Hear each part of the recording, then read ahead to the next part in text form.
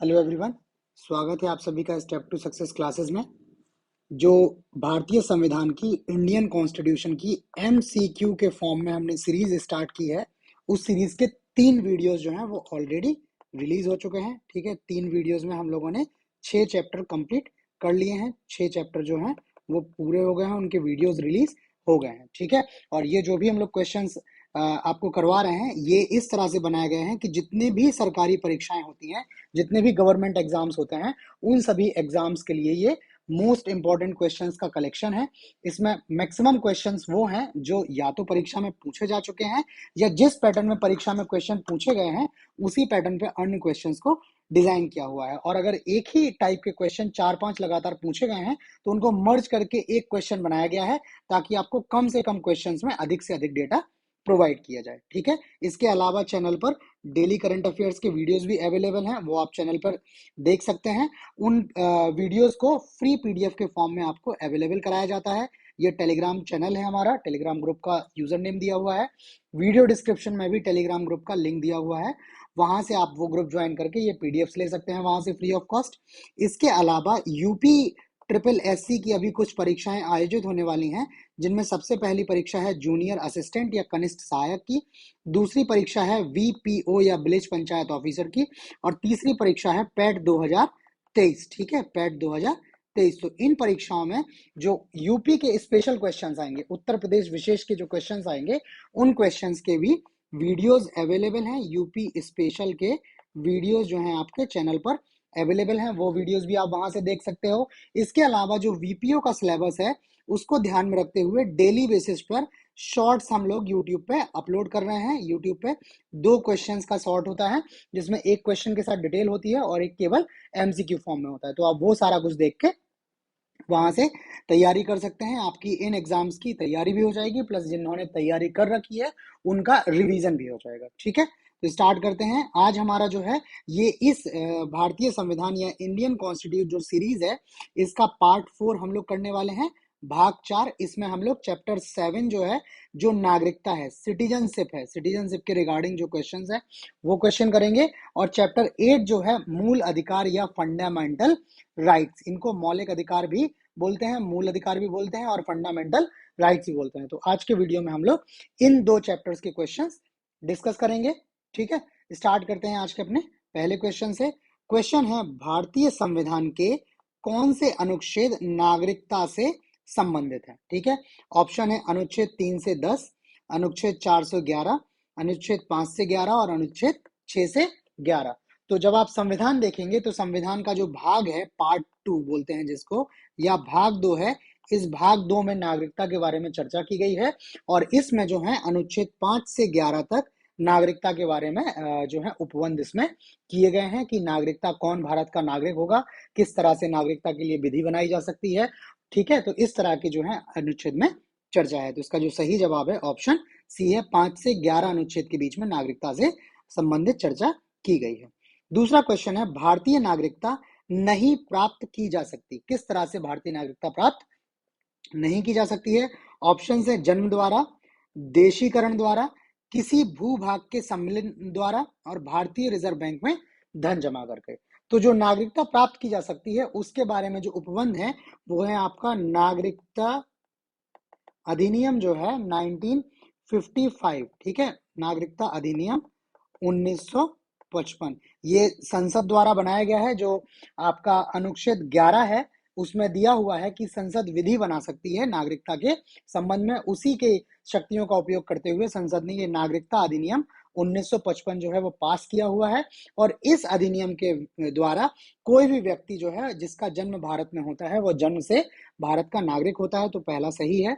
दूसरा है देशीकरण द्वारा, कोई व्यक्ति भारत के भीतर एक निश्चित समयावधि तक निवास करके यहाँ पर देशीकरण द्वारा जो है वो नागरिकता के लिए अप्लाई कर सकता है, और सरकार ऐसे केसेस को कंसीडर करते हुए उनको नागरिकता देती है। ठीक है, इसके अलावा किसी भूभाग के सम्मेलन द्वारा, यदि किसी कोई अन्य भाग जो है जो भारत का हिस्सा नहीं है और भारत में सम्मिलित हो जाता है, ठीक है, किसी भी तरह भारत में सम्मिलित हो जाता है, तो वहां के नागरिक जो है वो भारत के नागरिक हो जाएंगे। तो ऑप्शन सी भी यही है।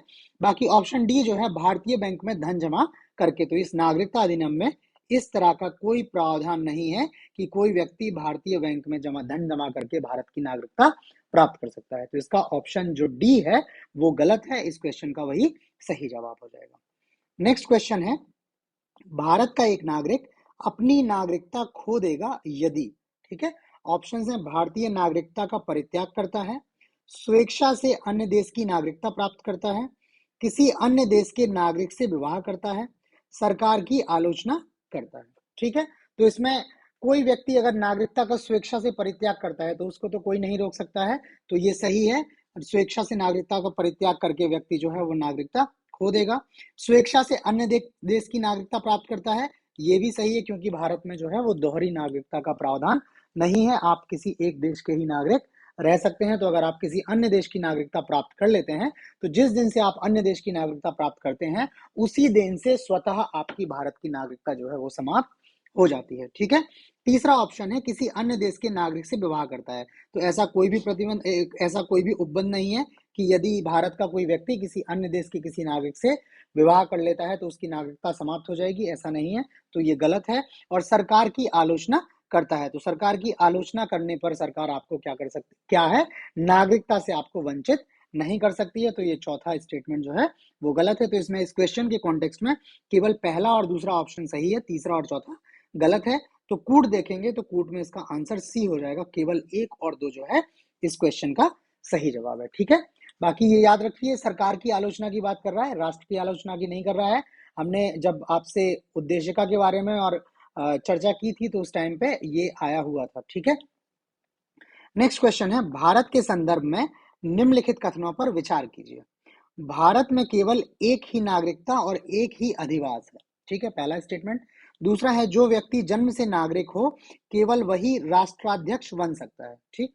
तीसरा है, जिस विदेशी को एक बार नागरिकता दे दी गई है किसी भी परिस्थिति में उसे इससे वंचित नहीं किया जा सकता है। अब आपको इसमें बताना है कौन कौन से स्टेटमेंट सही है, कौन कौन से गलत है। तो पहला स्टेटमेंट एकदम सही है, भारतीय संविधान में एकल नागरिकता की बात की गई है।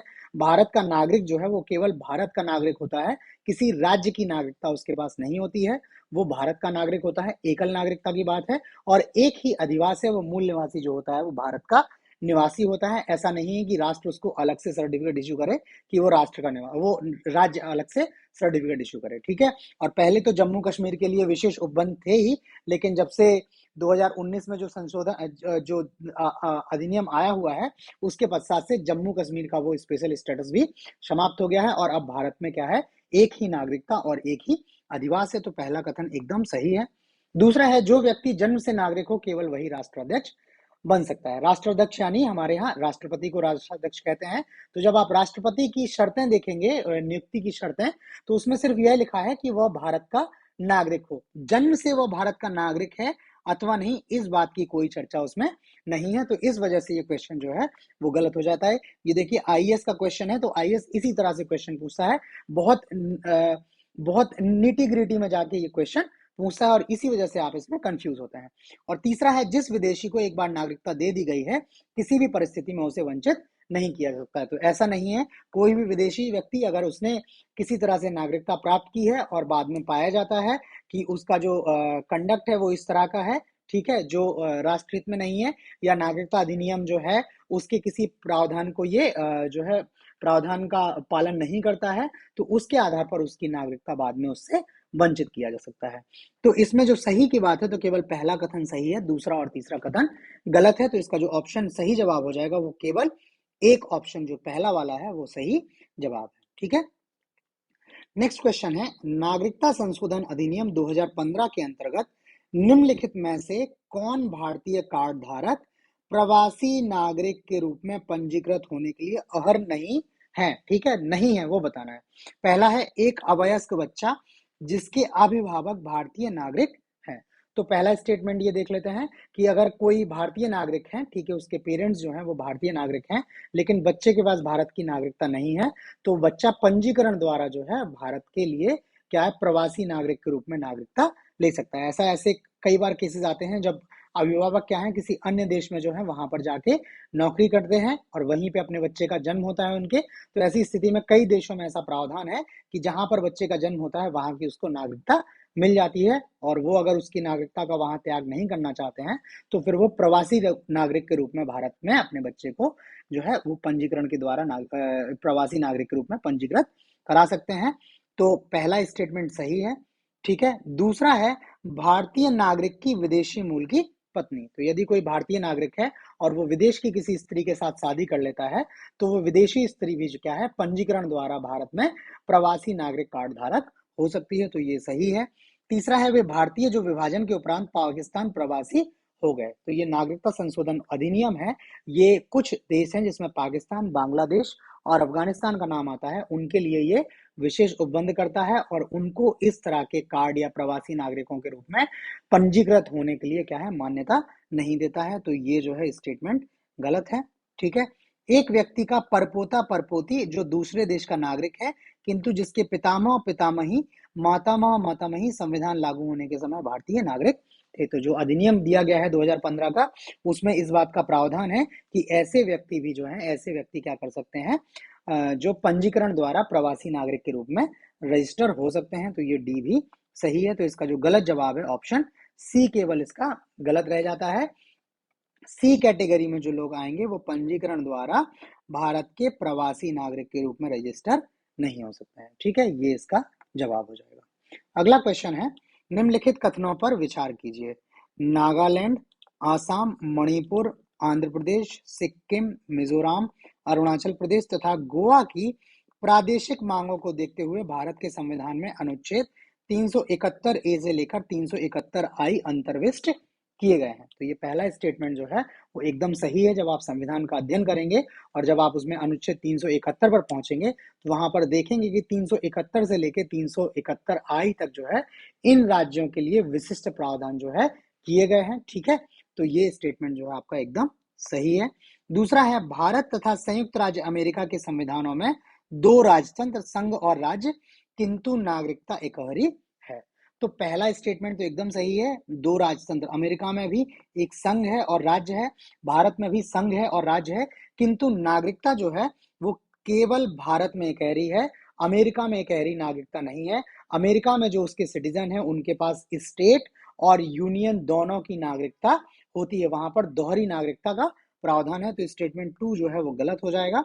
तीसरा है, कोई व्यक्ति जो देशीकरण द्वारा भारत का नागरिक है कभी भी अपनी नागरिकता से वंचित नहीं किया जा सकता है। तो ये भी गलत है। मैंने आपको बताया हुआ है कि ऐसा कुछ भी नहीं है कि किसी व्यक्ति द्वारा अगर नागरिकता अर्जित कर ली गई है तो उसको नागरिकता से वंचित नहीं किया जाएगा। केवल एक एक्सेप्शन है जिसमें कोई व्यक्ति यदि जन्म से भारत का नागरिक है तो उसको राष्ट्र जो है वो नागरिकता से वंचित नहीं करेगा। वो क्या कर सकता है, नागरिकता का त्याग कर सकता है, बट उसकी नागरिकता को ऐसे खत्म नहीं किया जा सकता है। तो ये तीसरा स्टेटमेंट भी गलत है। तो इसमें सही चुनना है, तो केवल पहला स्टेटमेंट जो है वो सही है। कूट के हिसाब से इसका आंसर डी सही हो जाएगा। ठीक है, नेक्स्ट क्वेश्चन है, निम्न में कौन नागरिकता के अर्जन हेतु शर्तों को नियत करने के लिए सक्षम है?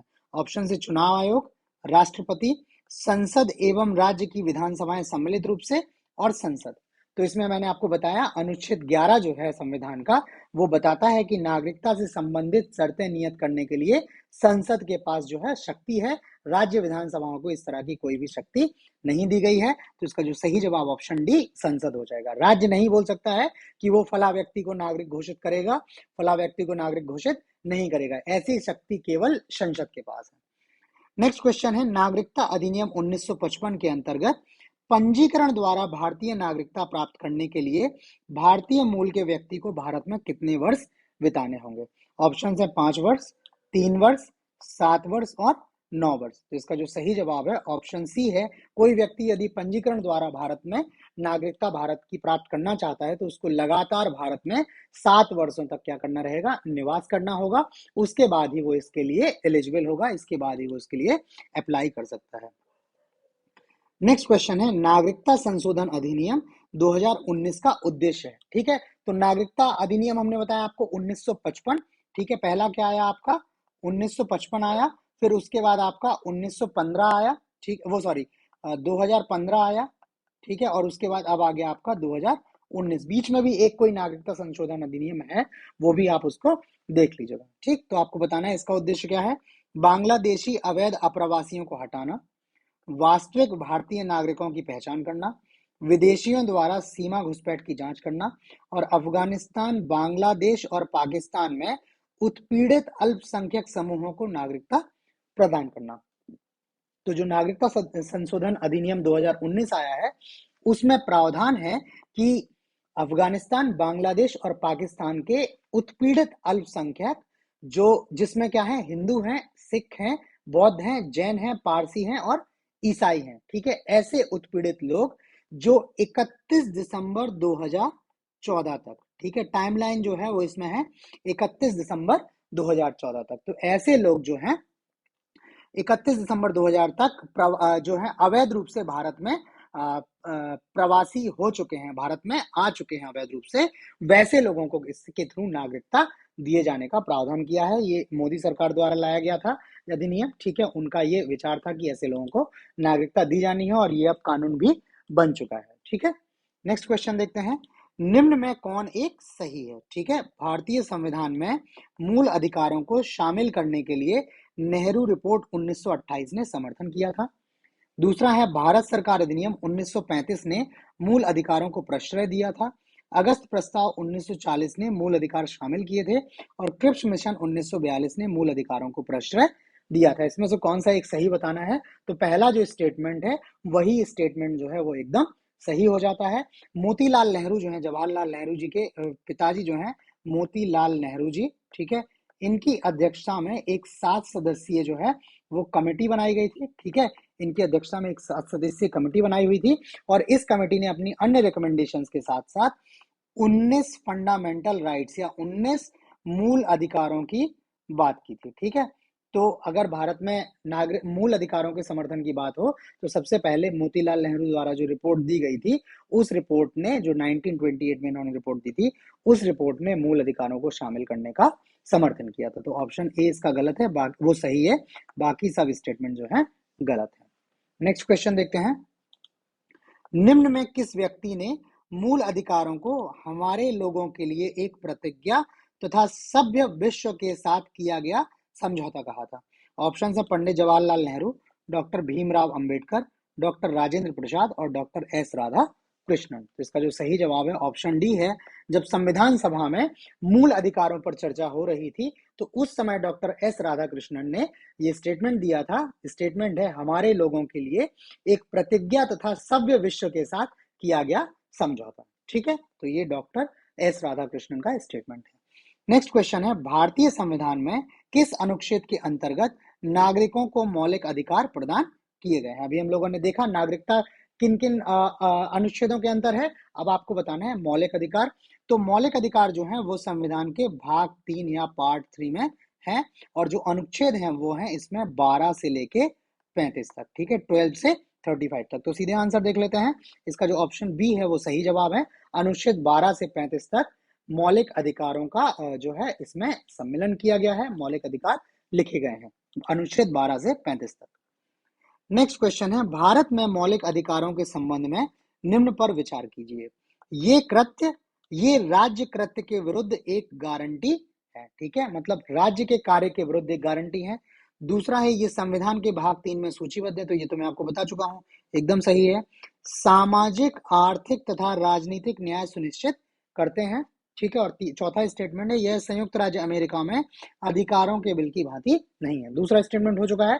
पहला जो है वो मूल अधिकार जो है वो आपको राज्य के विरुद्ध गारंटी के रूप में दिए हैं कि आपको कुछ तरह की स्वतंत्रताएं दी हैं, कुछ तरह की आपको अधिकार दिए हैं जिन पर राज्य क्या कर सकता है, आपको उनको समाप्त नहीं कर सकता है, उन पर युक्ति युक्त प्रतिबंध लगा सकता है, ठीक है, उन पर रैशनल जो है रेस्ट्रिक्शंस लगा सकता है, बट उनको पूरी तरह से समाप्त नहीं कर सकता है, ठीक है। और राज्य अगर कोई ऐसा कार्य करता है जो आपके मूल अधिकारों के विरोध में जाता है तो वैसे कानूनों को सुप्रीम कोर्ट क्या कर सकता है, समाप्त घोषित कर सकता है। तो पहला स्टेटमेंट एकदम सही है, ये राज्य कृत्य के विरुद्ध गारंटी है। दूसरा स्टेटमेंट सही है, मूल अधिकारों में सामाजिक, आर्थिक और राजनीतिक न्याय सुनिश्चित करने की चर्चा होती है, ये स्टेटमेंट भी एकदम सही है। चौथा स्टेटमेंट जो है वो गलत है। जब हम लोग आपको संविधान के स्रोत जब हम लोग पढ़ रहे थे इसी सीरीज में अपने, उसमें बताया था कि भारत में जो मौलिक अधिकार हैं वो अमेरिकी संविधान से लिए गए हैं और जो मूल अधिकार हैं वो अमेरिका के जो बिल है अधिकारों का, उसी बिल की भांति हमारे यहाँ भी मूल अधिकार है। तो चौथा स्टेटमेंट जो है इसमें गलत है, पहला, दूसरा, तीसरा सही है। तो कूट के हिसाब से इसका ऑप्शन सी जो है वो सही जवाब हो जाता है। नेक्स्ट क्वेश्चन है, भारतीय संविधान में समता का अधिकार 5 अनुच्छेदों द्वारा प्रदान किया गया है। ये है, अब आपको बताना है समता का अधिकार कहाँ से है। ऑप्शन है अनुच्छेद 16 से 20, अनुच्छेद 15 से 19, अनुच्छेद 14 से 18 और अनुच्छेद 13 से 17। तो आप जब देखेंगे, आप मूल अधिकार स्टार्ट करेंगे तो 12 और 13 में जो है वो कुछ परिभाषाएं दी गई हैं। 14 से लेके आपके 18 तक सबसे पहले जो अधिकार हैं आपके समता, तो समता के अधिकार के अधीन आपको 5 अनुच्छेद दिए गए हैं और ये अनुच्छेद 14 से 18 के बीच में आपको समता का अधिकार दिया गया है, जिसमें पहला है विधि के समक्ष क्षमता और विधियों का समान संरक्षण, ये आपका अनुच्छेद 14 हो जाता है। अनुच्छेद 15 जो है आपका वो है धर्म, नस्ल, जाति, लिंग तथा जन्म स्थान के आधार पर आपसे विभेद नहीं किया जाएगा, संविधान गारंटी देता है इसकी, अनुच्छेद 15 हो जाता है। अनुच्छेद 16 जो हो जाता है वो बोलता है लोक नियोजन के विषय में अवसर की समता, या पब्लिक एम्प्लॉयमेंट के विषय में जो है आपको इक्वल अपॉर्चुनिटी जो है स्टेट आपके लिए इंश्योर करेगा, ठीक है। उसके बाद से 17 जो आता है वो बोलता है अस्पृश्यता का अंत या अनटचेबिलिटी का एंड करने की बात करता है, ठीक है। और 18वां जो है वो आता है उपाधियों का अंत, एंड ऑफ टाइटल्स, आप किसी भी तरह का टाइटल जो है नहीं ले सकते हैं। उसमें जो एक्सेप्शन है वो है कि आप एकेडमिक और मिलिट्री टाइटल्स जो है वो ले सकते हैं, मिलिट्री अवार्ड्स ले सकते हैं। इसके अलावा राष्ट्रपति की अनुमति के बिना और किसी तरह का आप कोई टाइटल नहीं ले सकते हैं। तो समता के अधिकार के अधीन 5 अधिकार हैं अनुच्छेद 14 से 18 के बीच में, ऑप्शन सही इसका सही जवाब है। संविधान के किन अनुच्छेदों के अनुसार ओबीसी या अन्य पिछड़ा वर्ग को आरक्षण के प्रावधान किए गए हैं। ऑप्शंस हैं अनुच्छेद 13(2) एवं 14, अनुच्छेद 14 एवं 15, अनुच्छेद 15(4) तथा 16(4 और अनुच्छेद 17 एवं 18। तो मैंने आपको अभी बताया समता के अधिकार में अनुच्छेद 15 जो है वो चर्चा करता है कि किसी भी व्यक्ति के साथ उसके धर्म, नस्ल, जाति, लिंग या जन्म स्थान के आधार पर भेदभाव नहीं कर सकता है। परंतु इसी अनुच्छेद के अधीन एक और ऐड हुआ है 15(4), जिसमें प्रावधान करता है राज्य की अन्य पिछड़ा वर्ग के जो लोग हैं उनको जो है शिक्षा वगैरह, शैक्षणिक संस्थानों वगैरह आदि में क्या है आरक्षण दिया जा सकता है, और भी अन्य जो आवश्यक सेवाएं हैं या कुछ हैं जिसमें उनके लिए आरक्षण का प्रावधान किया जा सकता है। तो 15(4) में जो है ये अन्य पिछड़ा वर्ग को आरक्षण है। इसके बाद 16 में जो आता है वो आता है लोक नियोजन के विषय में अवसर की समानता, ठीक है, equal opportunity in the cases of public employment. तो ये अनुच्छेद 16 में बोलता है कि पब्लिक एम्प्लॉयमेंट सबको मिलेगा, बट इसी 16(4) के भीतर एक प्रावधान आता है कि सरकार जो है वो सरकारी नौकरियों में भी क्या कर सकता है, अन्य पिछड़ा वर्ग के लिए आरक्षण कर सकता है। तो 16(4) के अधीन जो है वो सरकारी नौकरियों में अन्य पिछड़ा वर्ग या ओबीसी को रिजर्वेशन दिया गया है। तो ये ऑप्शन इसका 15(4) और 16(4) दोनों सही है। ऑप्शन सी जो है आपका सही है। ये आपके लिए इसलिए भी इंपॉर्टेंट हो जाता है क्योंकि जब आप अप्लाई करते हैं फॉर्म तो उसमें रिजर्व सीट्स भी होती हैं। कुछ सीट्स ओबीसी के लिए रिजर्व होती हैं, कुछ सीट जो है एससीज के लिए रिजर्व होती हैं, कुछ सीट जो है एसटीज के लिए रिजर्व होती हैं। तो आपको एटलीस्ट पता होना चाहिए कि ये सरकारें जो रिजर्वेशन दे रही हैं वो किस अधिनियम के या किस अनुच्छेद के अधीन दे रही हैं, और कहीं ऐसा तो नहीं है कि ये जो है वो किसी तरह से तर्कसंगत नहीं है, क्योंकि इस पर लगातार जो है वो तीखी बहस चलती रहती है। तो आपको पता होना चाहिए कि इस तरह के उपबंध जो है हमारे संविधान में दिए गए हैं और उन्हीं प्रावधानों का पालन करते हुए इस तरह के आरक्षण दिए जाते हैं। अगला क्वेश्चन है, उपयुक्त कथनों के संदर्भ में सही उत्तर चुनिए, ठीक है। ये उपर्युक्त नहीं होना चाहिए था, ये निम्न होना चाहिए था। नीचे कथन लिखे हुए हैं, उपर्युक्त का मतलब ऊपर लिखा हो जाता है। पहला है कथन, सामाजिक, आर्थिक एवं राजनीतिक क्षेत्र में समान आधार निर्मित करने के उद्देश्य से राज्य असमान लोगों के लिए भिन्न व्यवहार कर सकता है। मतलब असमान लोग, जिन लोगों के बीच में समानता नहीं है, ठीक है, तो वैसे लोगों के बीच क्या कर सकता है, डिफरेंट बिहेव कर सकता है, उनके लिए अलग तरह से प्रावधान कर सकता है। तो एकदम सही जवाब है। आरक्षण का कॉन्सेप्ट भी यही बोलता है कि चूंकि जो अन्य पिछड़ा वर्ग के लोग हैं या जो एससी से आते हैं या एसटी से हैं, जिनके साथ क्या है, जो एक्चुअल में क्या है अन्य व्यक्तियों के समान नहीं है, किसी तरह से उनको उस तरह के अवसर नहीं मिल पाए हैं, ठीक है, तो वैसे लोगों को क्या कर सकता है राज्य, उनके लिए भिन्न व्यवहार कर सकता है, उनके लिए भिन्न प्रावधान कर सकता है। तो कथन एकदम सही है। कारण दिया है समान लोगों में विधि समान होगी और समान रूप से प्रशासित की जाएगी, ठीक है। ये स्टेटमेंट भी एकदम सही है कि जो इक्वल लोग होंगे उन सभी के लिए जो लॉ होगा वो सेम होगा और साथ साथ उसका समान रूप से प्रशासन भी किया जाएगा। तो इसका कथन भी सही है और इसका जो है कारण भी सही है, लेकिन कथन जो है वो कारण का सही स्पष्टीकरण नहीं करता है। ये दो अलग अलग वो सॉरी मैं आपको बता रहा हूँ, इसका कारण भी जो है वो इसका सही स्पष्टीकरण देता है कि एक तरह वो बता रहा है कि आप जो है वो समान लोगों के साथ तो समान रूप से कार्य करेंगे, किंतु असमान लोगों के साथ आप भिन्न भिन्न व्यवहार कर सकते हैं ताकि सभी को समान पटल पर लाकर खड़ा किया जा सके और एक अच्छे समाज की क्या किया जा सकता है, निर्माण किया जा सके। तो ये कथन और कारण दोनों सही हैं और कारण कथन का सही स्पष्टीकरण है। ऑप्शन डी इसका जो है वो सही आंसर है। नेक्स्ट क्वेश्चन है, निम्नलिखित संविधान की प्रस्तावना में प्रयुक्त समाजवाद शब्द को, ठीक है, प्रस्तावना में समाजवाद शब्द आया है, बता चुके हैं आपको पहले ही। निम्नलिखित किस अनुच्छेदों के साथ मिलकर पढ़ने से सर्वोच्च न्यायालय को समान कार्य के लिए समान वेतन को मौलिक अधिकार परिभाषित करने की शक्ति प्राप्त हुई है? ऑप्शन है अनुच्छेद 14, अनुच्छेद 14 तथा 15, अनुच्छेद 14, 15 तथा 16 और अनुच्छेद 14 तथा 16, ठीक है। तो समाजवाद शब्द हो गया। अनुच्छेद 14 जो बोलता है विधियों की समक्ष समता और विधियों का समान संरक्षण, ठीक है, इक्वलिटी बिफोर लॉ। तो अगर लॉ सभी के लिए समान है तो सभी लोगों को समान कार्य के लिए क्या किया जाना चाहिए, सभी को समान कार्य के लिए समान तरह से क्या करना चाहिए, ट्रीट करना चाहिए, उनके लिए विभेद नहीं करना चाहिए। और जो 16 है वो क्या बोलता है आपको, लोक नियोजन के विषय में अवसर की समानता, इक्वलिटी जो है इक्वल अपॉर्चुनिटीज, ठीक है, राइट टू इक्वल अपॉर्चुनिटीज आपको देता है। तो संविधान जो सर्वोच्च न्यायालय है उसने इन्हीं अनुच्छेद 14 और 16 को समाजवाद शब्द के साथ पढ़कर ये व्याख्या दी है कि समान कार्य के लिए सभी को समान वेतन देना मौलिक अधिकार है। तो इसका जो ऑप्शन डी है इसका सही जवाब हो जाता है। ये आपसे पूछा भी जा सकता है, ठीक है, समान कार्य के लिए समान वेतन, ये नीति निर्देशक तत्व में भी है, लेकिन सर्वोच्च न्यायालय ने व्याख्या करते समय बता दिया है कि ये समान कार्य के लिए समान वेतन जो है वो व्यक्ति का मौलिक अधिकार ही है, इसके लिए राज्य को अलग से प्रावधान करने की आवश्यकता नहीं है, ये जो है राज्य को एंश्योर ही करना है, ठीक है। नेक्स्ट क्वेश्चन है, उच्चतम न्यायालय की व्यवस्था अनुसार निजी भवनों के ऊपर राष्ट्रीय झंडा को फहराना मौलिक अधिकार है, किस अनुच्छेद के अधीन मौलिक अधिकार है? ऑप्शन है संविधान का अनुच्छेद 14, संविधान का अनुच्छेद 19(1)(a), संविधान का अनुच्छेद 21 और संविधान का अनुच्छेद 25। तो जो ये राइट टू जो झंडा फहराने का जो मौलिक अधिकार है, ये इसको बोला गया है राइट टू एक्सप्रेशन में, इसको शामिल माना गया है।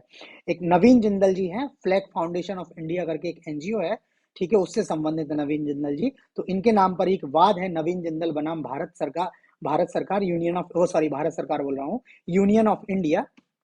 इस वाद में सुप्रीम कोर्ट ने जो है वो निर्णय दिया है कि जो कोई भी व्यक्ति अगर राष्ट्रीय झंडे को अपनी निजी भवन पर फहराना चाहता है तो उस व्यक्ति के लिए क्या है, उसकी विचार एवं अभिव्यक्ति की स्वतंत्रता के अधीन आता है। 19(1)(a) में ये आता है, ठीक है। 19(1)(a) के तहत झंडा फहराना जो है वो मौलिक अधिकार है व्यक्ति का। ऑप्शन बी इसका सही जवाब है। हालांकि ये है कि आप झंडा फहराते हैं तो जो झंडे का कोड है आपको उस कोड का पालन करना है, ठीक है। आपको किसी तरह का कृत्य ऐसा नहीं करना है कि आपके राष्ट्रीय ध्वज की गरिमा को क्या ठेस पहुंचे, ठीक है। तो आपको इन सभी का पालन करते हुए आप जो है अपने मौलिक अधिकार का को एंजॉय करते हुए अपने घरों पर जो है वो राष्ट्रीय ध्वज का प्रदर्शन कर सकते हैं।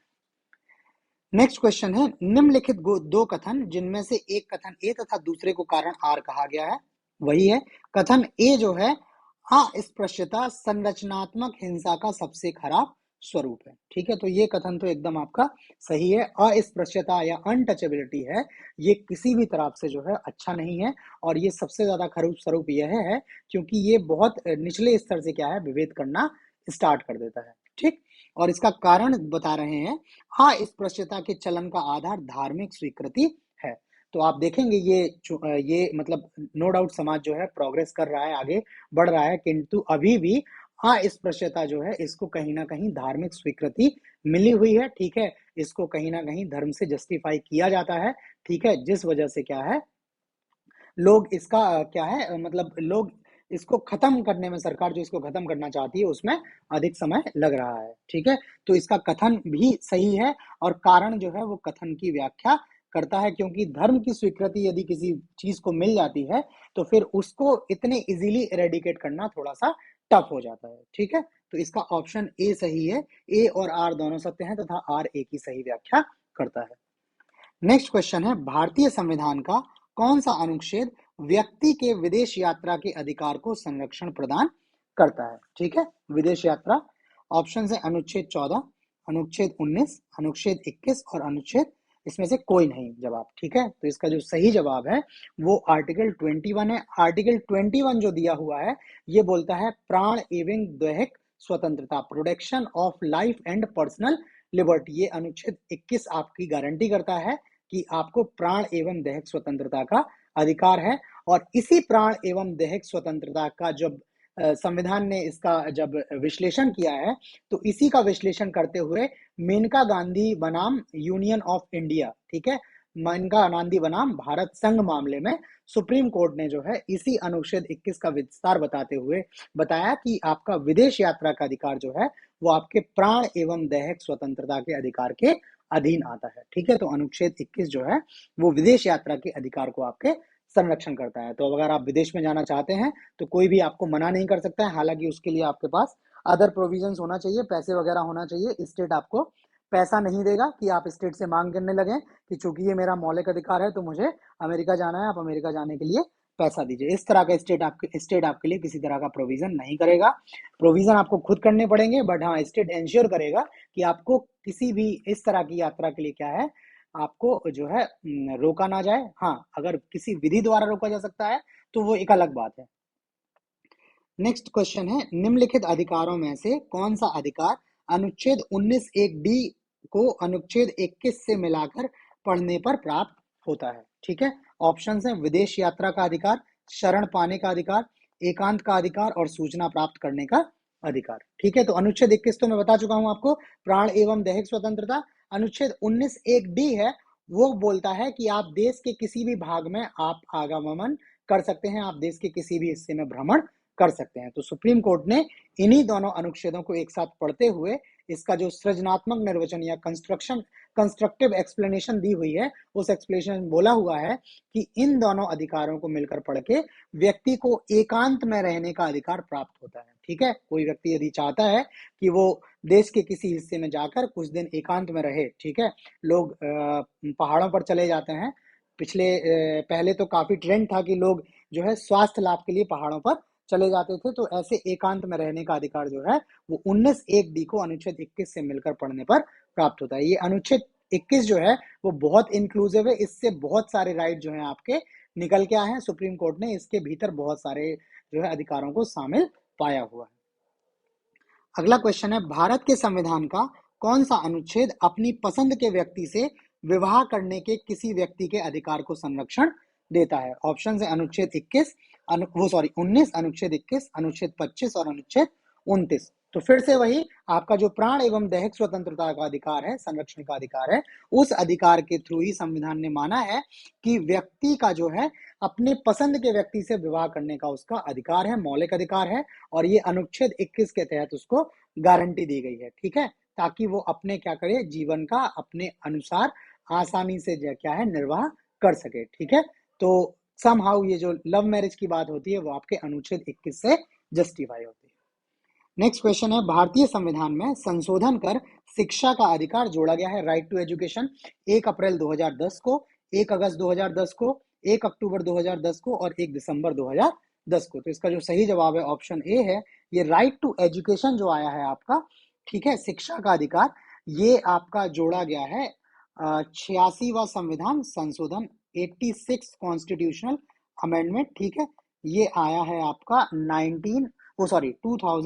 2002 में आया है, ठीक है, ये 86वां संविधान संशोधन जो आया है वो वर्ष 2002 में आया है, और इसके तहत जो है शिक्षा के अधिकार को जोड़ा गया है, और इसमें कहा गया है कि ये राज्य की क्या है जिम्मेवारी है कि राज्य के 6 से 14 वर्ष के बच्चों को निःशुल्क एवं अनिवार्य शिक्षा क्या करे, प्रदान करे। तो इस तरह से इसमें आर्टिकल 21A या 21 का जोड़ा गया है। ठीक है, 21 में तो प्राण एवं दैहिक स्वतंत्रता है ही, ये 21 का जोड़ के शिक्षा का अधिकार जोड़ा गया है। नेक्स्ट क्वेश्चन है, भारत के संविधान में शोषण के विरुद्ध अधिकार द्वारा निम्नलिखित में कौन से परिकल्पित है। ठीक है, आप जब संविधान देखोगे तो सबसे पहले तो आपका आता है समानता, तो इसमें आपको 5 तरह की समानताएं दी हैं। फिर उसके बाद आता है स्वतंत्रता। ठीक है, तो आपको 4 तरह की स्वतंत्रताएं दी गई हैं। स्वतंत्रता के बाद आता है आपका जो है शोषण। ठीक है, शोषण के विरुद्ध 2 आपको अधिकार दिए गए हैं। ठीक है, तो आपको बताना है इसमें कौन कौन से परिकल्पित हैं। मानव देह का व्यापार और बंधुआ मजदूरी या बेगारी का निषेध, अस्पृश्यता का उन्मूलन, अल्पसंख्यकों के हितों की सुरक्षा, कारखानों और खदानों में बच्चों के नियोजन का निषेध। ठीक है, तो जब आप शोषण के अधिकार पढ़ेंगे तो उसमें 2 आर्टिकल हैं, आर्टिकल 23 और आर्टिकल 24। ठीक है, शोषण के विरुद्ध। तो आर्टिकल 23 जो बोलता है वो बोलता है कि मानव को क्या है, दुर्व्यापार और बलात्श्रम का प्रतिबंध है। ठीक है, कि मानव का आप व्यापार नहीं कर सकते हैं और उससे बलपूर्वक श्रम नहीं करा सकते हैं, अर्थात आप उससे यदि श्रम कराएंगे तो जो उसको मजदूरी देनी है आपको, जो उसकी वेजेस होती हैं वो आपको पे करनी है। तो अनुच्छेद 23 के तहत क्या है, इस तरह से आपको गारंटी दी है कि कोई भी व्यक्ति इस तरह से आपका शोषण नहीं कर सकता है। अस्पृश्यता का उन्मूलन जो है वो हमने आपको बताया, वो अनुच्छेद आपके 17 में आता है। ठीक है, और वो समानता के अधिकार का पार्ट है, वो शोषण के विरुद्ध अधिकार नहीं है। अल्पसंख्यकों के हितों की सुरक्षा जो है वो आपका जो है आपके अनुच्छेद 13 के तहत आता है, और ये आपका एक कैटेगरी है शिक्षा एवं संस्कृति संबंधी अधिकार। उस अधिकार के तहत अनुच्छेद 30 में कहा गया है कि अल्पसंख्यकों को क्या है, अपने अल्पसंख्यकों के हितों का संरक्षण सरकार करेगी। ठीक है, सॉरी ये मैंने 30 लिखा हुआ है, ये 30 ना होके ये आपका आर्टिकल 29 है। ठीक है, तो ये संस्कृति और शिक्षा संबंधी अधिकार के अंतर्गत है। दूसरा ऑप्शन गलत हो गया, तीसरा गलत हो गया। फिर कारखानों और खदानों में बच्चों के नियोजन का अधिकार, तो शोषण में ही दूसरा आर्टिकल है 24, जो बोलता है कि क्या है, आपको किसी भी 14 वर्ष से कम आयु वाले किसी बच्चे को कारखाने, खानों या अन्य किसी जोखिम भरे कार्य में नियुक्त नहीं करना है। इस तरह से बच्चों का ये शोषण के विरुद्ध जो है अधिकार दिया गया है। तो आपका आर्टिकल 23 और आर्टिकल 24 शोषण के विरुद्ध अधिकार है। आपका जो कूट है वो आपका इसमें सही जवाब हो जाएगा, 1 और 4 सी इसका जो है वो सही जवाब हो जाएगा। नेक्स्ट क्वेश्चन है, निम्नलिखित में कौन सुमेलित नहीं है। अनुच्छेद 22(1) स्वयं की पसंद के अधिवक्ता द्वारा प्रतिरक्षा का अधिकार, तो ये स्टेटमेंट जो है वो आपका एकदम सही है। ठीक है, अनुच्छेद 22(1) जो है आपको संरक्षण देता है कि आपको क्या है, आपके स्वयं के पसंद के अधिवक्ता द्वारा प्रतिरक्षा का अधिकार मिलेगा। ठीक है, आप जिस एडवोकेट को चाहें उस एडवोकेट को चूज कर सकते हैं। दूसरा है अनुच्छेद 22(4) निवारक निरोध, या जिसको प्रिवेंटिव डिटेंशन भी बोलते हैं। निवारक निरोध का उपबंध करने वाली कोई विधि 3 माह से अधिक निरुद्ध किया जाना प्राधिकृत नहीं कर सकती है। तो ये भी सही है कि राज्य जो है वो लॉ एंड ऑर्डर या किसी और तरह की सिचुएशंस को देखते हुए किसी व्यक्ति को जिसको वो मानता है कि इससे कोई समस्या हो सकती है, इससे कोई खतरा हो सकता है, वैसे व्यक्ति को क्या कर सकता है, निवारक निरोध के तहत उसका अरेस्ट कर सकता है, उसको डिटेन कर सकता है। प्रिवेंटिव डिटेंशन इसको बोलते हैं कि आप किसी तरह के अपराध को या किसी अन्य अप्रिय घटना को रोकने के लिए उसको प्रिवेंटिवली डिटेन कर रहे हैं। लेकिन ऐसा आप डिटेंशन अगर करेंगे तो आप उसको 3 महीने से अधिक समय तक निरुद्ध उसको नहीं कर सकते हैं। ठीक है, अगर उससे आगे आपको जाना है तो एक एडवाइजरी बोर्ड बनाना होता है, उससे रिकमेंडेशन लेनी होती है और उसकी रिकमेंडेशंस के बेसिस पे ही आगे काम किया जा सकता है। तो ये अनुच्छेद 22(4) का एकदम सही इसमें प्रतिबंध जो दिया है, प्रबंध है वो सही है। अनुच्छेद 22(2) संसद विधि द्वारा उन परिस्थितियों का निर्धारण कर सकेगी जिसके अंतर्गत 3 माह से अधिक निरुद्ध किया जा सकेगा। तो यही बताया है कि वो बोर्ड बनाएगा, बोर्ड से रिकमेंडेशंस लेगा, वो सारा है। संसद इस तरह से कार्य कर सकती है, लेकिन संसद को ये शक्ति जो है वो 22(2) के अधीन नहीं, जबकि 22(7) के अधीन है। ठीक है, आर्टिकल आपसे इस डेप्थ में भी पूछ लेता है, आपको उसके क्लॉज सब पता होना चाहिए। ठीक है, आप मूल अधिकार का चैप्टर तो एकदम रट लीजिए, आपको हर एक मूल अधिकार के बारे में जानकारी होनी चाहिए, उनका सीक्वेंस पता होना चाहिए, कहाँ से क्या ड्राइव हो रहा है, वो सारा कुछ आपको पता होना चाहिए, बिकॉज मूल अधिकार को लेके एकदम डेप्थ में क्वेश्चन आता है। और चूंकि आप एक नागरिक हैं और राज्य ने आपको कई सारे, आपके संविधान ने जो है आपको कई सारे अधिकार दिए हैं, तो आप एक विद्यार्थी हैं, आप जागरूक नागरिक हैं, तो आपको पता होना चाहिए कि नागरिक के तौर पर आपको राष्ट्र से कौन कौन से अधिकार मिले हुए हैं, ठीक है। और आप चूंकि प्रशासन का हिस्सा भी बनेंगे तो आपको वहां भी इसके बारे में जानना आवश्यक है, ठीक है। तो ये स्टेटमेंट जो है गलत हो जाता है। अनुच्छेद 22 एक फिर से आता है, इसमें गिरफ्तार किए गए व्यक्ति को गिरफ्तारी के कारणों को यथासंभव शीघ्रातिशीघ्र बताए बिना अभिरक्षा में नहीं रखा जाएगा। तो ये भी सही है, जब भी किसी व्यक्ति को कोई डिटेन करता है, पुलिस ऑफिसर या कोई और डिटेंशन एजेंसी उसको डिटेन करती है, तो उसको 24 घंटे के भीतर क्या है, पहले तो क्या है कि आपको जो है गिरफ्तार किया है तो आपको उसके कारण बताने होंगे कि आपको क्यों गिरफ्तार किया है, और आपको 24 घंटे के भीतर जो निकटतम मजिस्ट्रेट होगा उसके सामने प्रस्तुत करना होगा। और उसके 24 घंटे से ज्यादा अगर आपको डिटेंशन में रखना है तो उस मजिस्ट्रेट की परमिशन लेनी होगी। यदि मजिस्ट्रेट परमिशन नहीं देता है तो आपको 24 घंटे से अधिक अभिरक्षा में नहीं रखा जा सकता है। उसी में बताया गया है कि जब आपको आपका डिटेंशन का कारण बताएगा तो आप अपनी प्रतिरक्षा के लिए क्या है, अपने पसंद के अधिवक्ता द्वारा प्रतिरक्षा का अधिकार भी रखते हैं। तो ये ऑप्शन डी भी सही है। इसमें सुमेलित नहीं बताना था, तो ऑप्शन सी इसका जो है वो सही जवाब हो जाएगा, यही सही नहीं है। नेक्स्ट क्वेश्चन है, प्रिवेंटिव डिटेंशन के अंतर्गत एक व्यक्ति को बिना मुकदमा चलाए बंदी बनाकर रखा जा सकता है।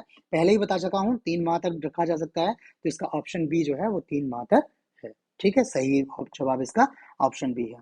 भारतीय संविधान के अनुच्छेद 25 में प्रयुक्त हिंदू शब्द किसे सम्मिलित नहीं करता है, ठीक है। तो जब आप आर्टिकल 25 पढ़ेंगे, 25 में आप 25(2) पढ़ेंगे, और 25(2) के नीचे जो आप एक्सप्लेनेशन पढ़ेंगे, उस एक्सप्लेनेशन में लिखा है कि जो वर्ड हिंदू एक्सप्रेशन है, उस एक्सप्रेशन के बीच अंतर्गत बौद्ध, जैन और सिख भी शामिल है, जबकि ये पारसियों को शामिल इसमें नहीं कर सकता है। तो ठीक है, हिंदू शब्द में जो है संविधान के अधीन पारसी सम्मिलित नहीं है, उनको अलग माना हुआ है, जबकि बौद्ध, जैन और सिखों को हिंदू में शामिल माना हुआ है।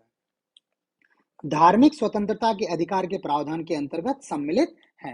पहला है धर्म प्रचार करने का अधिकार, ठीक है। दूसरा है सिखों को कृपाण धारण करने एवं रखने का अधिकार। तीसरा है राज्य को समाज सुधारक विधि निर्माण का अधिकार, और धार्मिक निकायों को लोगों का धर्म परिवर्तन कराने का अधिकार। तो आपको बताना है इसमें कौन कौन से सम्मिलित हैं। तो जब आप आर्टिकल 25 पढ़ते हैं, संविधान का अनुच्छेद 25 पढ़ते हैं, तो उस 25 में लिखा है कि किसी भी व्यक्ति को धर्म के अंतःकरण की और उस धर्म को अबाध रूप से मानने, आचरण और उसको प्रचार करने की उसका स्वतंत्रता है। तो अनुच्छेद 25 जो है आपको गारंटी देता है कि आप अपने धर्म का प्रचार प्रसार कर सकते हैं, ठीक है। उसके बाद क्या है, दूसरा है सिखों को कृपाण धारण करने एवं रखने का अधिकार, ठीक है। तो आपको धर्म को अबाध रूप से मानने का जो अधिकार है, मतलब आप क्या है अपने धार्मिक प्रतीकों को क्या कर सकते हैं, धारण कर सकते हैं। और सिख समाज में उनके जो 5 वस्तुएं हैं, जिसमें कृपाण भी एक शामिल है, ठीक है।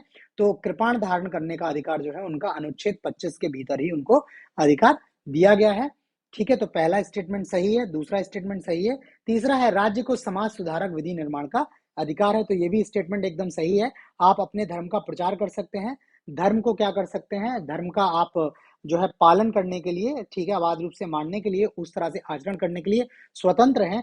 किंतु यदि धर्म में कोई ऐसी चीज आती है जो क्या है किसी को नेगेटिवली इम्पैक्ट करती है, तो वहां पर क्या कर सकता है सरकार, समाज सुधारक विधि का निर्माण कर सकती है। इसको जो है राज्य का सकारात्मक हस्तक्षेप माना जाएगा धर्म में, ठीक है। और ये आपके संविधान ने अलाउ किया हुआ है, ठीक। तो तीसरा स्टेटमेंट भी सही है।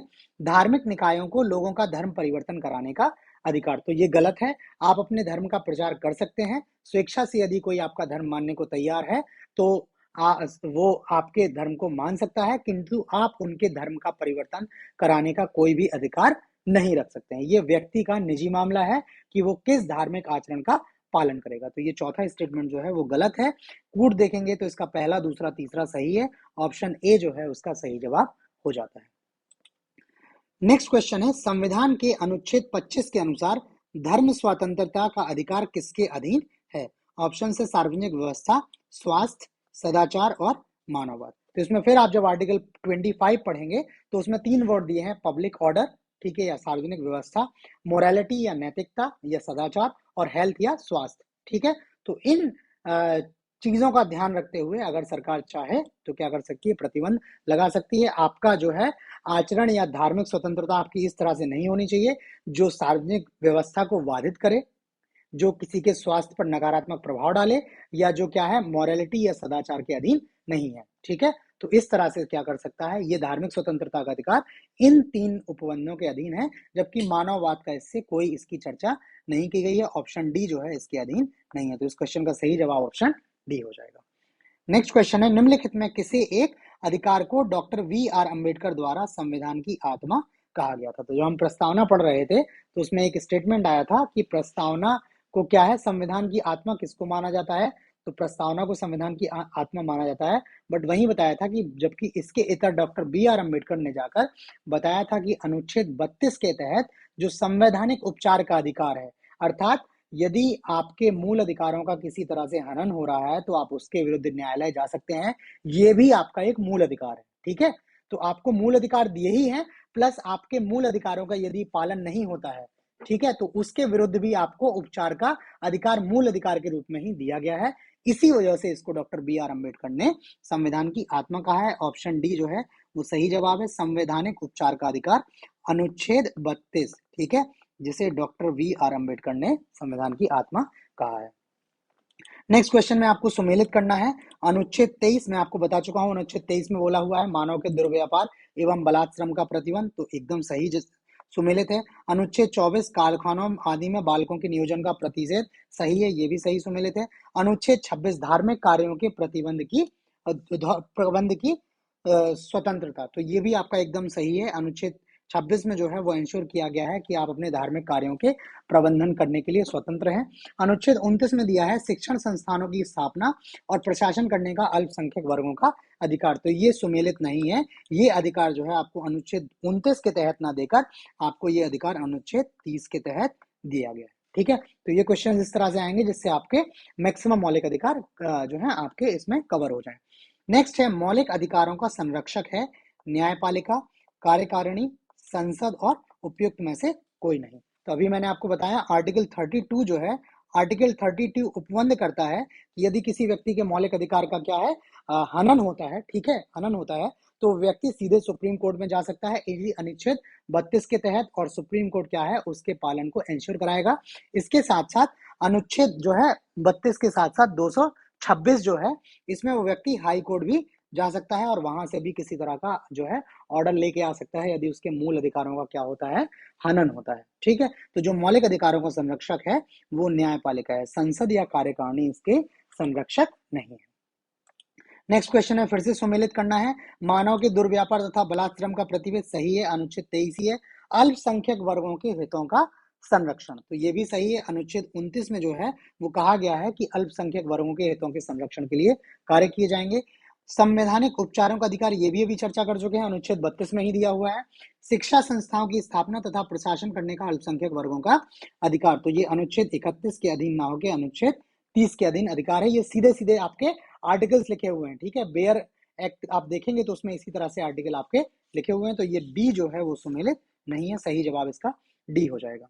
नेक्स्ट है, सेवा का अधिकार की अवधारणा प्रारंभ हुई। तो पहले तो आप देख लीजिए, सेवा का अधिकार वो होता है जिसमें राज्य गारंटी देता है कि आपको इस समय विशेष में इस तरह की सेवा मिल जाएगी, जिसको सिटीजन चार्टर भी बोलते हैं। बैंक्स वगैरह में आप देखेंगे तो वहां पर सिटीजन चार्टर लगे होते हैं जिसमें लिखा होता है कि आप बैंक का खाता जो है 1 घंटे के भीतर खोल सकते हैं या आधे घंटे के भीतर खोल सकते हैं। इस तरह से आपको सरकार ने गारंटी दी है कि आपको इस तरह की सेवा इस निश्चित समय अवधि में दी जाएगी। ठीक, तो ये जो अवधारणा प्रारंभ हुई है, ये अवधारणा ग्रेट ब्रिटेन से आई है। ठीक है, ये अवधारणा कहाँ से आई है, ग्रेट ब्रिटेन से आई हुई है। ठीक है, और भारत में जो है इस तरह का नहीं आया हुआ है कोई भी। सरकार ने सिटीजन चार्टर को लेकर एक जो है अधिनियम पारित कराने की कोशिश की थी, परंतु वो अधिनियम पारित नहीं हो पाया। तो पूरे भारत में तो इस तरह का कोई जो है लॉ नहीं है, परंतु मध्य प्रदेश जो है इस तरह का कानून बनाने वाला पहला राज्य है जिसने राइट टू सर्विस या सेवा का अधिकार जो है अपने राज्य के निवासियों को दिया हुआ है। ठीक है, तो मध्य प्रदेश ऐसा करने वाला देश का पहला राज्य है। नेक्स्ट, नीचे वो कथन कारण दिए हैं, आपको बताना है कथन कारण क्या है। कथन है, भारतीय संविधान का अनुच्छेद 30 अल्पसंख्यक वर्ग सबको परिभाषित नहीं करता है। तो जब आप अनुच्छेद 30 पढ़ेंगे तो उसमें लिखा है कोई भी अल्पसंख्यक, ठीक है, वर्ग जो है वो शिक्षा संस्थाओं की स्थापना और प्रशासन का अधिकार जो है वर्गों का अधिकार रखता है, किंतु इसमें अल्पसंख्यक कौन होगा इसके बारे में कोई डेफिनेशन नहीं दी है। तो कथन एकदम सही है। कारण जो है संविधान केवल भाषाई और धार्मिक अल्पसंख्यक वर्ग को मान्यता प्रदान करता है। तो ये स्टेटमेंट भी सही है। जब आप कॉन्स्टिट्यूशन पढ़ेंगे उसमें आप आर्टिकल 29-30 देखेंगे तो वहां पर दो तरह के माइनॉरिटीज की चर्चा हुई है कि ऐसे माइनॉरिटीज जो भाषा के आधार पर माइनॉरिटी हैं या धार्मिक आधार पर क्या है माइनॉरिटी है। तो दो तरह के अल्पसंख्यक को संविधान क्या है मान्यता देता है, ठीक है। तो ये कारण भी क्या है सही है, कथन और कारण एकदम सही है। लेकिन ये जो माइनॉरिटीज की बात है कि भाषाई और धार्मिक अल्पसंख्यक होंगे, ये कहीं से अगर अल्पसंख्यक वर्ग के शब्द को परिभाषित ना करने का कारण नहीं देता है। तो ये कथन और कारण दोनों सही है, किंतु ये इसकी व्याख्या नहीं करता है। तो इसका ऑप्शन बी, ए और आर दोनों सही, परंतु आर कथन की सही व्याख्या नहीं है। ये इसका सही जवाब हो जाएगा। नेक्स्ट क्वेश्चन है, फिर से कथन कारण है। संविधान के अनुच्छेद 32 को डॉक्टर अंबेडकर ने इसकी आत्मा कहा था। तो ये तो अभी आपको बता चुके हैं, एकदम सही है। कारण है अनुच्छेद 32 मौलिक अधिकारों के अतिक्रमण के विरुद्ध प्रभावी उपचार का प्रावधान करता है। तो ये भी अभी डिस्कस किए हुए हैं कि मौलिक अधिकारों का अतिक्रमण यदि होता है तो आप उसके विरुद्ध न्यायालय जा सकते हैं और उसको क्या कर सकते हैं अपने मौलिक अधिकारों के पालन को एंश्योर करा सकते हैं। इसको भी मौलिक अधिकार ही बनाया गया है। तो ये कारण भी सही है और कारण जो है वो कथन की सही व्याख्या करता है। इसी बात को ध्यान में रखते हुए डॉक्टर अंबेडकर ने इस अनुच्छेद को संविधान की आत्मा कहा था। तो ए स्टेटमेंट इसका सही हो जाएगा। ए तथा आर दोनों सही है तथा ए आर का सही स्पष्टीकरण वो ए का सही स्पष्टीकरण आर है। नेक्स्ट क्वेश्चन है, आपको इसमें रिट्स दी हैं, ठीक है। जो आर्टिकल 32 हमने पढ़ा है उसमें 5 तरह की रिट्स की चर्चा की है जिसको सुप्रीम कोर्ट या हाई कोर्ट जारी कर सकता है, ठीक है। 5 तरह की रिट्स कर सकता है। पहली है बंदी प्रत्यक्षीकरण, दूसरी है परमादेश, तीसरी है प्रतिषेध, चौथी है उत्प्रेषण और पांचवी है अधिकार प्रक्षा। तो आपको मिलाना है इसमें। तो बंदी प्रत्यक्षीकरण जो होता है इसका मतलब होता है कि आपने किसी को बंदी बनाया हुआ है तो आप उसको साथ शरीर हमारे पास लेकर आइए। आप सिर्फ बताइए मत कि हमने यहाँ पे बंदी बना रखा है, आप उस व्यक्ति को हमारे सामने लेकर आइए। आपको कोर्ट इस तरह की डायरेक्शन देता है। तो इसका जो सही जवाब है ऑप्शन 4 है, हमें शरीर चाहिए। तो ए का जो है वो 4 हो गया है। परमादेश जो होता है, परमादेश में क्या करता है कोर्ट जो है आपको आदेश देता है कि आपको इस तरह से कार्य करना है। तो इसका जो सही जवाब है हम आदेश देते हैं, 3 सही है। प्रतिषेध है, प्रतिषेध जो है वो अधीनस्थ न्यायालय को लिख जाता है सुप्रीम कोर्ट के द्वारा या हाई कोर्ट के द्वारा, ठीक है, और उनको कुछ डायरेक्शंस इशू करती हैं, ठीक। तो ये अधीनस्थ न्यायालय को जाता है, ये 5वां सही है। उत्प्रेषण जो है, उत्प्रेषण में आपको सुप्रीम कोर्ट या हाई कोर्ट बोलता है कि आप हमें सूचित कीजिए मामले के बारे में, ठीक है, आप मामले को ऊपर भेजिए, उत्प्रेषण, ठीक है, ऊपर की ओर प्रेषण, ठीक। तो पूर्णता सूचित कीजिए, इसका 1 सही हो जाएगा। बचा अधिकार प्रक्षा, मतलब किस अधिकार से, ये कोई पब्लिक अथॉरिटी होती है उससे पूछते हैं कि आपने किस अधिकार से ये कार्य किया है, ठीक है। तो ये अधिकार प्रक्षा जो है किस अधिकार से, ये 2 है। तो इसका सही कोड जो बनेगा 4 3 5 1 2। ऑप्शन देखेंगे 4 3 5 1 2, 4 3 5 1 2। ऑप्शन सी जो है इसका सही जवाब है। नेक्स्ट क्वेश्चन है, फिर से आपको दिया है, इसमें आपको इंग्लिश ट्रांसलेशन दिया हुआ है। चूंकि इंग्लिश और हिंदी दोनों में आया हुआ है इसलिए लिख दिया है ताकि आप कंफ्यूज ना हो, बिकॉज इनका इंग्लिश और हिंदी थोड़ा सा डिफरेंट है। बंदी प्रत्यक्षीकरण, to have with the body, ठीक है, हमें शरीर चाहिए, तो एकदम सही है, सीधा सीधा मैच है।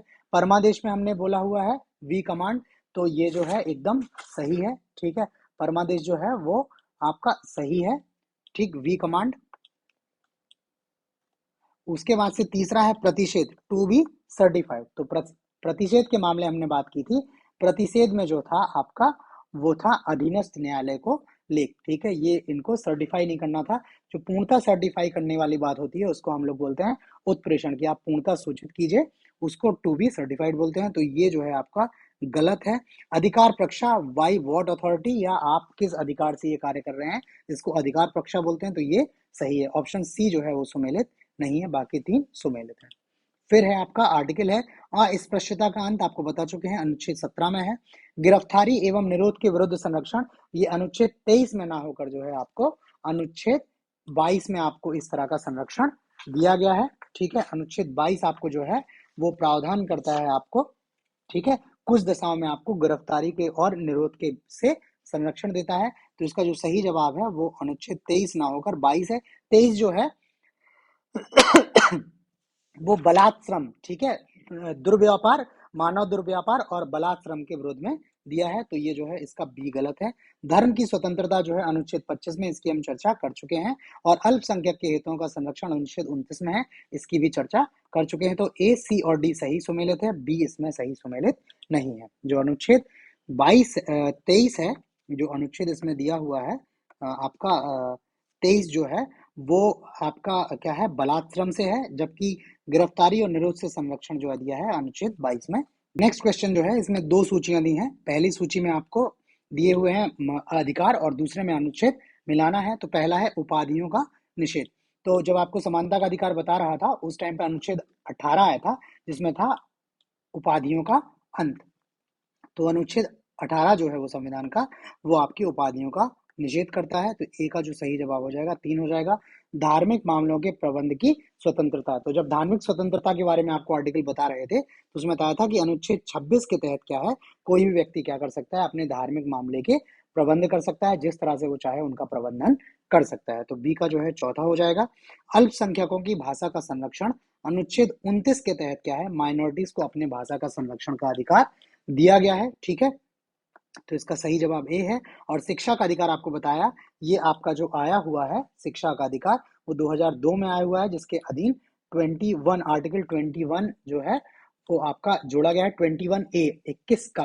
तो ये शिक्षा का अधिकार जो है इसका 2 जो है सही जवाब हो जाएगा। कूट बनेगा 3-4-1-2, 3-4-1-2 इसमें देख लेते हैं। ऑप्शन बी जो है इसका सही जवाब है। नेक्स्ट क्वेश्चन में फिर से आपको मौलिक कर्तव्य दिए हैं और ये कहाँ से आए हुए हैं। तो पहला है मौलिक, वो सॉरी सूची दी हुई है और आपको बताना है कि सूची में जो संबंधित प्रावधान है वो कहाँ से आए हैं। तो पहला तो है मौलिक कर्तव्य। तो मौलिक कर्तव्य आपके जो आए हुए हैं वो आए हुए हैं आपके संविधान के 42वें संशोधन 1976 द्वारा, ठीक है। जो सरदार स्वर्ण सिंह की अध्यक्षता में एक समिति बनी थी, उन समिति के रिकमेंडेशंस पर जो है वो अनुच्छेद 51 का जोड़कर आपको मौलिक कर्तव्य जोड़े गए हैं, ठीक है। ये रूस के संविधान से लिए गए हैं। तो इसका पहले का जो सही जवाब हो जाएगा ऑप्शन 3 हो जाएगा। मौलिक कर्तव्य आया आपके संविधान का 42वां संशोधन द्वारा, ठीक है। दूसरा है संसद मौलिक अधिकारों में संशोधन कर सकती है, ठीक है। तो ये जो है कुछ सुप्रीम कोर्ट ने केसों में व्याख्या की है, जिसमें केशवानंद भारती का केस आता है, जिसमें सुप्रीम कोर्ट ने ये व्याख्या दी कि संसद को क्या है, मौलिक अधिकारों में संशोधन का भी पावर है, ठीक है। संसद मौलिक अधिकारों में संशोधन कर सकती है। यह आया केशवानंद भारती मामले में, ठीक है। तो इसका जो सही जवाब हो जाएगा इसका चौथा हो जाएगा। तीसरा है मूल ढांचे का सिद्धांत। मूल ढांचे का सिद्धांत जो आया है वो मिनर्वा मिल केस में आया हुआ है और सुप्रीम कोर्ट ने उसमें व्याख्या दी है कि यदि आप क्या है किसी भी तरह का ऐसा संशोधन करते हैं जो संविधान के मूल ढांचे को क्या करता है, उसका वायलेशन करता है, तो वैसी विधि को क्या कर सकते हैं, वैसे कानून को उस स्तर तक क्या कर सकते हैं, समाप्त घोषित कर सकते हैं। तो ये सी का जो है सही जवाब 1 है। और इंसानों के अनैतिक व्यापार का निषेध। तो मानव दुर्व्यापार जो है वो भी आपको बताया था, अनुच्छेद 23 के तहत आपको गारंटी दी है कि इस तरह का व्यापार कोई व्यक्ति नहीं कर सकता है, ठीक है। तो ये ऑप्शन 2 है। 3-4-1-2 जो है इसका सही कोड बन जाएगा। ऑप्शन देखेंगे, ऑप्शन डी जो है 3-4-1-2 इसका सही जवाब हो गया। नेक्स्ट क्वेश्चन है अनुच्छेद 301 संपत्ति के अधिकार से संबद्ध है। तो ये पहला आर्टिकल जो है, पहला स्टेटमेंट जो है गलत है। अनुच्छेद 301 जो है वो संपत्ति के अधिकार से संबंधित नहीं है, जबकि अनुच्छेद 300 का जो है वो संपत्ति के अधिकार से संबंधित है, ठीक है। तो पहला स्टेटमेंट आपको गलत हो गया। संपत्ति का अधिकार एक विधिक अधिकार है, मूल अधिकार नहीं है। तो पहले जो आपका संपत्ति का अधिकार था वो मूल अधिकार होता था, ठीक है। अनुच्छेद 19 में और अनुच्छेद 31 में संपत्ति का अधिकार मूल अधिकार के रूप में आपको दिया गया था, किंतु बाद में इसको वहां से हटा दिया गया, ठीक है। पहली अनुसूची, पहला जो संविधान संशोधन आता है उसके सॉरी मतलब पहले संविधान संशोधन द्वारा एक अनुसूची डाली जाती है, उसमें कुछ प्रोटेक्शन दी जाती है। बाद में 1978 में जो है वो जनता सरकार आती है, संविधान संशोधन अधिनियम आता है, 44वां संविधान संशोधन अधिनियम, वहां से इसको मूल अधिकार से हटाकर विधिक अधिकार के रूप में स्थापित करती है, ठीक है। अनुच्छेद 19 में जो संपत्ति के अधिकार से प्रावधान थे उसको निरसित घोषित किया जाता है। अनुच्छेद 31 में जो संपत्ति के अधिकार से प्रावधान थे उनको हटाया जाता है और अनुच्छेद 300 का जोड़कर वहां पर संपत्ति के अधिकार को एक विधिक या कानूनी अधिकार के रूप में स्थापित किया जाता है। तो दूसरा सही है, ये जो आपका अधिकार गया है ये 44th कॉन्स्टिट्यूशनल अमेंडमेंट 1978 में। जनता सरकार थी मोरारजी देसाई की, मोरारजी देसाई उसके क्या थे, प्रधानमंत्री थे। उस सरकार द्वारा ये विधिक अधिकार में परिवर्तित किया था। ठीक है। भारत के संविधान में अनुच्छेद 300 का को उस समय केंद्र में कांग्रेस सरकार द्वारा 44वें संविधान संशोधन से अंतः स्थापित किया था। तो अभी ऊपर एक्सप्लेन कर चुके हैं, ये जो है कांग्रेस सरकार द्वारा नहीं, जनता सरकार द्वारा क्या किया गया था, अंतः स्थापित किया गया था। बाकी 300 का सही है, 44वां संविधान संशोधन सही है, लेकिन ये कांग्रेस गलत है, तो तीसरा स्टेटमेंट भी गलत हो गया। ठीक, तो आपका इसमें केवल दूसरा स्टेटमेंट सही है, पहला और तीसरा गलत है। आपका कूट जो बन जाए वो सही जवाब बन जाएगा, ऑप्शन ए हो जाएगा। नेक्स्ट क्वेश्चन है, किसी को राष्ट्रीय गीत आप लोग जानते हैं, वंदे मातरम जिसको बोलते हैं, स्टार्ट होता है वंदे मातरम, ठीक है, सुजलाम सुफलाम करके, ठीक है। तो ये राष्ट्रीय गान होता है, इसके लिए वाद्य नहीं किया जा सकता है, क्योंकि इससे वाक स्वतंत्रता और अभिव्यक्ति स्वतंत्रता के अधिकार का उल्लंघन होगा। ठीक है, तो जब सुप्रीम कोर्ट ने इसका एक्सप्लेनेशन दिया है, तो सुप्रीम कोर्ट ने माना है कि आप किसी भी व्यक्ति को इस तरह से किसी भी गायन के लिए बाध्य नहीं कर सकते हैं। यदि उसकी जो अभिव्यक्ति की स्वतंत्रता है ये उसमें बाधा पहुंचाता है, तो आप इसको बाध्य नहीं कर सकते हैं, और ये बाध्यता क्या है, ऐसी स्वतंत्रता का उल्लंघन होगा। तो स्टेटमेंट जो है ये सही है। इससे अंतःकरण की और धर्म के अबाध रूप से आचरण और प्रचार करने की स्वतंत्रता के अधिकार का उल्लंघन होगा, ये भी सही है। यदि किसी का धर्म जो है, धर्म का आचरण इस तरह के गायन को क्या कर सकता है, रोकता है, तो उसको अगर आप फोर्स करेंगे इस तरह के गायन के लिए, तो उसकी अंतःकरण की और धर्म के अबाध रूप से आचरण की स्वतंत्रता का अधिकार क्या है, प्रभावित होगा। तो ये स्टेटमेंट भी सही है। और तीसरा है, राष्ट्रीय गीत के गाने के लिए किसी को बाध्य करने का कोई विधिक उपबंध नहीं है। तो ऐसा कोई भी आपको कानून नहीं मिलेगा जो नागरिक पर ऐसी बाध्यता डाल रहा हो कि उसको राष्ट्रीय गीत का गायन करना है। तो ये तीनों स्टेटमेंट जो है एकदम सही है। ऑप्शन सी जो है इसका सही जवाब है, 1, 2 और 3 तीनों सही। नेक्स्ट क्वेश्चन है, उन मौलिक अधिकारों का चयन करें जो भारतीय नागरिकों को प्राप्त हैं परंतु गैर नागरिकों को नहीं। तो जब आप भारत के संविधान में मौलिक अधिकारों के प्रावधानों को पढ़ेंगे, तो उसमें अधिकार दो तरह से डिवाइड किए जा सकते हैं। एक वे अधिकार जो केवल एक्सक्लूसिवली इंडियन सिटीजन्स को दिए गए हैं, ठीक है। विदेश का नागरिक जो है आपके देश में आके मन चाहा जो है वो व्यवहार नहीं कर सकता है, ये नहीं कह सकता है कि चूंकि मौलिक अधिकार है तो मैं भी जो चाहूं वो कर सकता हूं। तो ऐसे कुछ जो अधिकार हैं वो एक्सक्लूसिवली इंडियन सिटीजन्स को दिए गए हैं, जबकि कुछ अधिकार जो हैं वो मूलभूत होने की प्रकृति के कारण सभी को, चाहे वो भारतीय नागरिक हो, भारतीय नागरिक नहीं हो, उनको भी प्रदान किए गए हैं। तो आपको बताना है कौन से अधिकार जो हैं वो केवल भारतीय नागरिकों को प्राप्त हैं। ऑप्शन है, भाषण एवं अभिव्यक्ति की स्वतंत्रता, कानून के समक्ष समता, अल्पसंख्यकों के अधिकार और जीवन और स्वतंत्रता का संरक्षण। ठीक है, तो कोई भी विदेशी व्यक्ति जो है वो आपके देश में आकर कुछ भी आए वाए भाषण नहीं दे सकता है, किसी भी तरह की अभिव्यक्ति नहीं कर सकता है, ठीक है, जबकि भारतीय को इस तरह का अधिकार दिया है। तो पहला सही है। दूसरा है कानून के समक्ष समता। तो यदि आपके देश में जो है वो सभी नागरिकों को क्या किया जाए, चाहे वो आपके देश के नागरिक हैं, गैर नागरिक हैं, उनको कानून के समक्ष समता अर्थात उनके साथ कानून क्या है, समान व्यवहार करेगा। तो ये जो अधिकार है वो एक्सक्लूसिवली इंडियन सिटीजन्स के लिए नहीं, जबकि गैर नागरिकों के लिए भी है। तो इस क्वेश्चन के हिसाब से ये गलत हो जाएगा।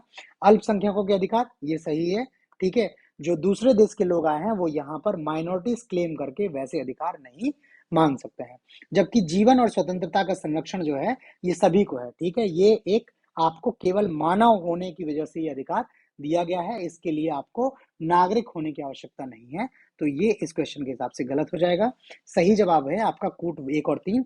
कूट देखेंगे ऑप्शन ए जो है वो सही जवाब हो जाएगा। नेक्स्ट क्वेश्चन, निम्न में कौन से अधिकार भारत में सभी व्यक्तियों को उपलब्ध नहीं है, ठीक है। सेम क्वेश्चन है काइंड ऑफ। विधि के समक्ष समता, भेदभाव के विरुद्ध अधिकार, देश भर में स्वतंत्र भ्रमण की स्वतंत्रता, चुनाव लड़ने का अधिकार, ठीक है। तो पहला तो है विधि के समक्ष समता, जो अभी हमने चर्चा की है, वो सभी को केवल मानव होने की वजह से ये अधिकार सुनिश्चित किया जाता है। तो ये जो है भारत की जो है वो आपके नागरिकों को उपलब्ध है, ठीक है। उसके साथ साथ गैर नागरिकों को भी उपलब्ध है, ठीक है। तो ये एक्सक्लूसिव नहीं है, ठीक है, ये सभी को उपलब्ध है, ठीक है, ये सभी को उपलब्ध है विधि के समक्ष समता। तो इसमें नहीं है तो ये बताना है।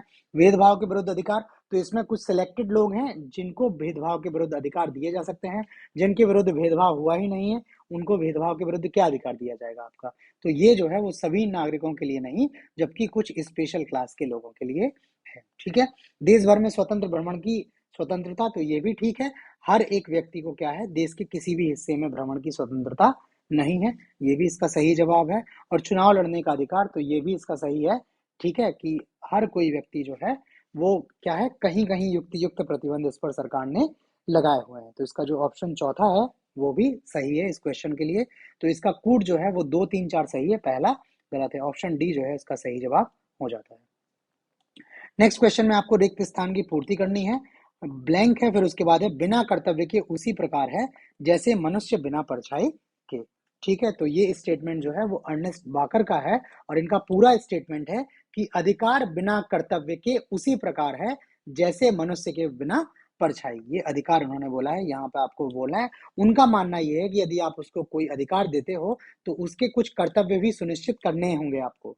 ठीक है, ऐसा नहीं है कि आपको किसी को आपने अनब्रिडल्ड पावर्स दे दी हैं, उस पर किसी तरह का उसका कर्तव्य उस पर नहीं डाला हुआ है। ठीक है, ये अर्नेस्ट बाकर का स्टेटमेंट है। तो ऐसे फिल इन द ब्लैंक्स में भी पूछा जा सकता है, और आपसे स्टेटमेंट दिया जा सकता है और पूछा जा सकता है कि ये स्टेटमेंट किस व्यक्ति का स्टेटमेंट है। ठीक, नेक्स्ट है मूल अधिकारों से संबंधित निम्न निर्णयों का सही कालक्रम बताइए। ऑप्शन है गोलकनाथ बनाम पंजाब सरकार। ठीक है, उसके बाद से केशवानंद भारती बनाम केरल राज्य, मिनर्वा मिल्स बनाम भारत संघ, और ए के गोपालन बनाम मद्रास सरकार। तो जब आप इन का कालक्रम पढ़ेंगे तो सबसे पहले जो आता है वो आता है ए के गोपालन बनाम मद्रास राज्य, और ये वाद जो आता है 1950 में आता है, 1950 में आता है। इसके बाद जो आता है आपका वो आता है आपका गोलकनाथ बनाम पंजाब राज्य, और ये आता है आपका 1967 में। ठीक है, 1967 में 67 में जो है वो गोलकनाथ आता है।